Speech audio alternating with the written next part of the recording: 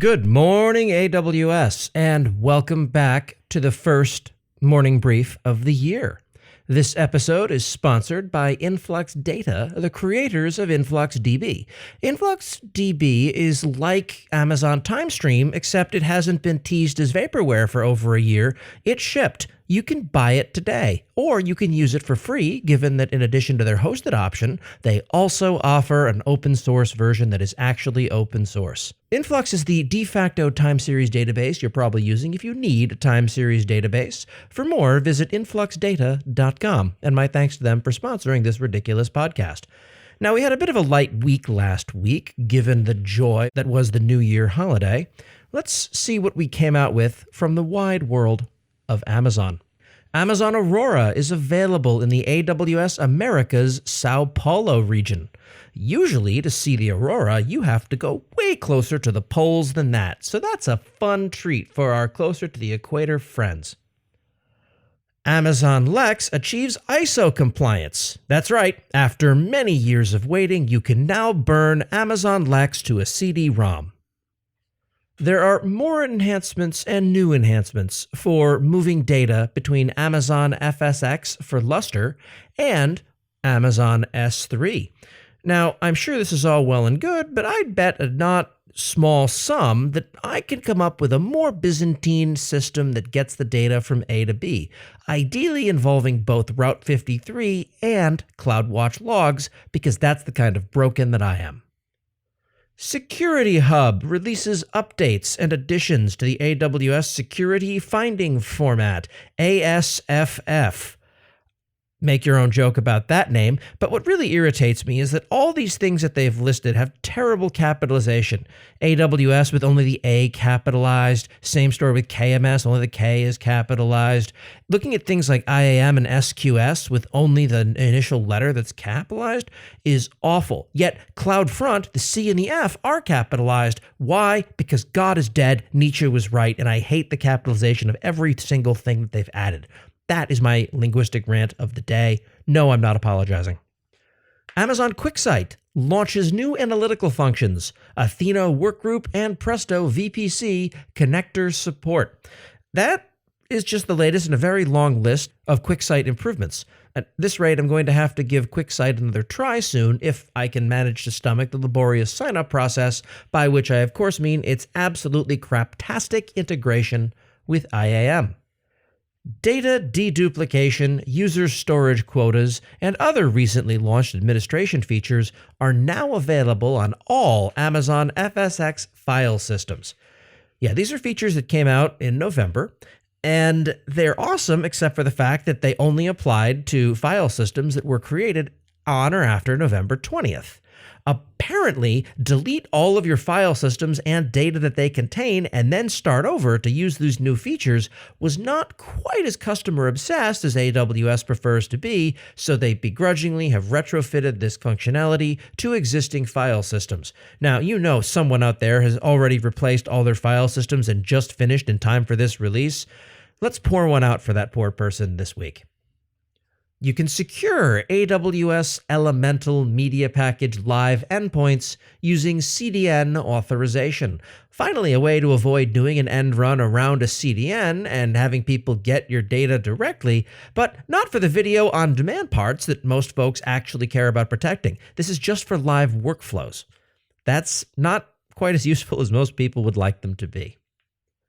There was a blog post about celebrating AWS community leaders at reInvent in 2019. A large number of community leaders gathered at reInvent. I was, of course, in no way, shape, or form invited because I am a community villain. That said, the folks who were there and attended the Heroes events and the community leader events all report that they were smashing successes. In further proof that God is dead, they're introducing AWS Config Conformance Packs. Right before the new year hit, AWS released something called Conformance Packs, which demonstrate that while they may obsess about customers, I don't think that they like us very much. If they did, they'd likely give services way more pleasant names. Providing temporary instance permissions with AWS Systems Manager automations. It's good to hear that Systems Manager, Temporary Automations Manager, Permissions Manager has finally launched. You may think that's a lazy joke, but I think the names of all of the Systems Manager services are at least as lazy. Let's talk about something less lazy. Chaos Search. They are sponsoring this episode once again. My thanks to my friends at Chaos Search. They do a fair bit. They act as an entire Elk Stack replacement when it comes to log analytics. They can access data where it lives in S3 in your account. They have separated compute from storage, as you generally want to do whenever you're talking about scaling systems out. And they are, of course, compatible with Elastic APIs, which is awesome. One thing that I want to be very clear to point out is that they are in no way, shape, or form using Lucene or Elastic under the hood to power this service. So you're not going to get a nastygram from Elastic as they embark on their latest round of writing threatening letters to people. Huzzah! My thanks to my friends at Chaos Search. Check them out at chaossearch.io and tell them Corey sent you so they can roll their eyes at whatever ridiculous nonsense I've gotten up to this week. Comcast adds CloudWatch metrics aggregation while monitoring Kinesis video streams. Can you just imagine what it must be like to be Comcast and trying to deal with the terrible documentation and lack of discoverability of some of the CloudWatch metric stuff? And it couldn't happen to a nicer company, could it? I really wonder if AWS had to acquire a special circle of hell just in order to staff up the kind of customer support team that Comcast truly deserves. Education site ApplyBoard monitors their mission-critical EKS environment using CloudWatch Container Insights. Okay, Corey's cynicism around Container Insights has probably reached a breaking point. Let's get a customer story out there to talk about how awesome it is, the relevant service team correctly surmised. AWS achieves FedRAMP JAB, or JAB, high and moderate provisional authorization across 16 services in the AWS US East-West and AWS GovCloud US regions. We have long since passed the Rubicon where AWS could be making these certifications up from whole cloth, and I'd not call them out on it. I mean, think about it. Would you? There are far too many certifications to keep track of. I just, at this point, mostly take it on faith that my data is going to be secure and they're not going to break into a data center and steal things until I wind up inadvertently leaving things in an open S3 bucket because I make terrible life choices. And lastly, how to import AWS config rule evaluations as findings in Security Hub. This explores the valuable and challenging problem space of how many times exactly can we charge customers for the same things.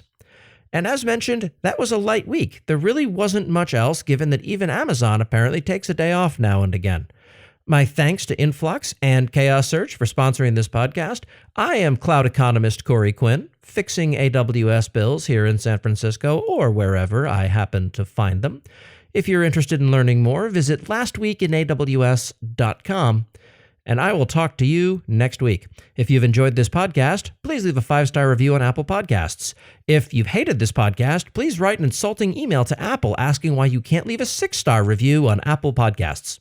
Thank you.